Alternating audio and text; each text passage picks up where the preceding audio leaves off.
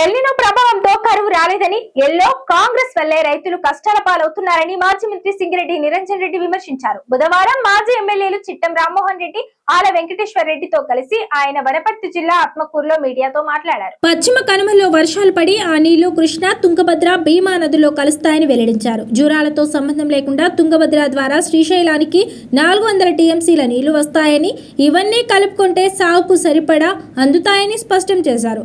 ఆల్మట్టిలో 123 టీఎంసీలు, నారాయణపూర్లో 30 టీఎంసీలు, కర్ణాటకలో 17,30,000 ఎకరాలకు సరిపోను నీళ్లున్నాయని వెల్లడించారు. పాలమూరులో కృష్ణానదిపై ఇప్పుడున్న అన్ని ప్రాజెక్టులు కలిపినా రోజుకు 1 టీఎంసీ కంటే ఎక్కువ వాడుకోలేమని, పాలమూరు రంగారెడ్డి ప్రాజెక్టు ద్వారా రోజుకు 2 టీఎంసీల నీటిని ఎత్తిపోసుకునే వెసులుబాటు ఉందని వివరించారు. 10% పనులను 2.5 ఏళ్లుగా సీఎం రేవంత్ పడావు పెట్టారని ఎద్దేవా చేశారు. పాలమూరు జిల్లా కంటే ఆంధ్ర రైతులకే అధిక ప్రాధాన్యం ఇస్తున్నారని విమర్శించారు.